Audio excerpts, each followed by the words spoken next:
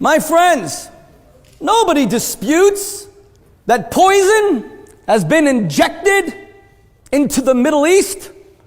The only question is, who is the serpent? And I've heard Catherine and Mishana tell me repeatedly that Hamas may be bad people, as if you can classify those who shoot gay men in the head as just bad people.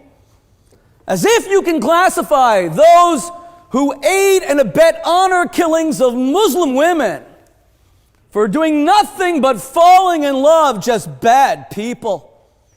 As if you could excuse, for shame, those who took 21 innocent Palestinians on the last day of the war in Gaza, not Israelis, not Jews, and before the eyes of the world shot them in the head because they dared protest against Hamas.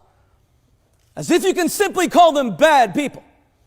As if you could take an organization that would take Jews who live here in Great Britain, students at Oxford who happen to carry the name Jew, and write a charter calling for the extermination and annihilation of every last one, just bad people.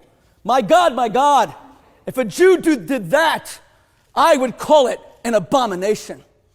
If a Jew did that, I would be sickened and I would never defend it. And I would call it what it is. I would call it evil incarnate. But it's not Hamas's fault, you see. You see, Hamas is the serpent that was created by Israel. They've only turned to violence because of the occupation. They've turned to violence because of the military checkpoints and the human degradation. But I was on the panel with a man named the Dalai Lama.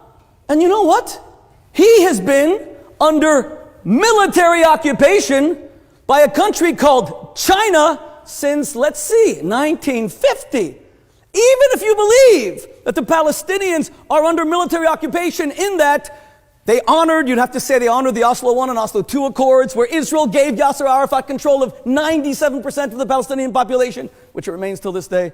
And still, it turned out that Israel lost 1,000 citizens, equivalent to 60,000 Americans, in 1 year, blown to smithereens. Maybe Israel has a right to be a little bit weary of these peace deals. But even if you say that Israel is completely occupying the Palestinians, why didn't the Dalai Lama start blowing people up? Why is he a voice for peace? You have no choice. Once you're degraded, you've lost all moral choice. You have to become a murderer. God Almighty, was anyone more terrorized than the people of your incredible country in the years 1940 to 1941 in the Battle of Britain? Was anyone more terrorized than the citizens of London who faced Hitler's Luftwaffe bombs on a nightly basis?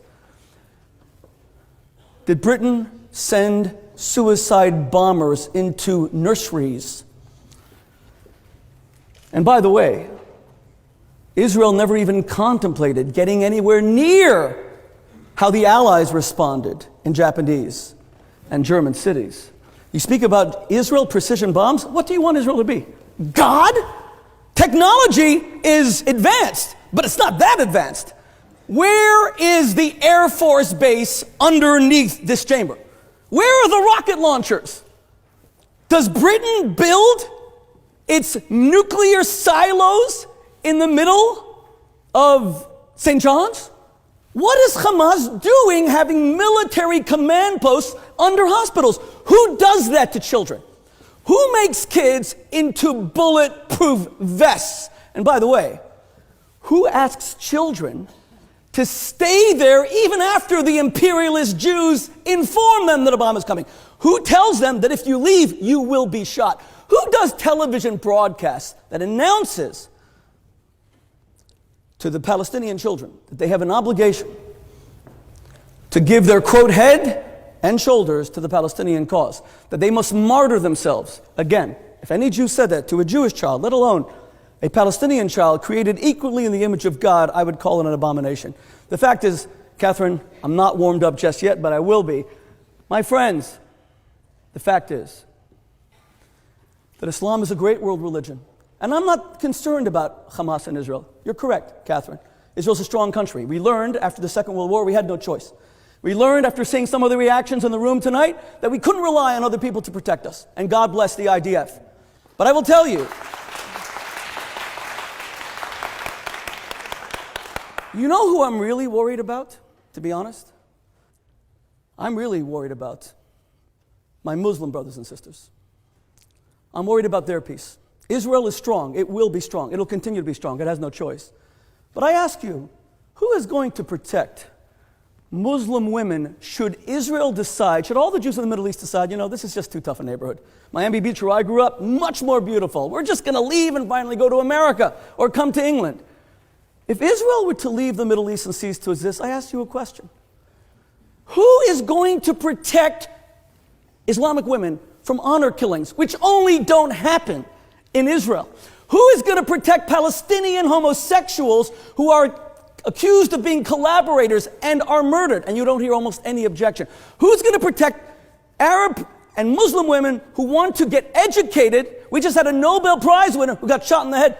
You see, I agree with you. You're part of a great world religion. God bless you for standing up for it. I'm a religious man. I respect that.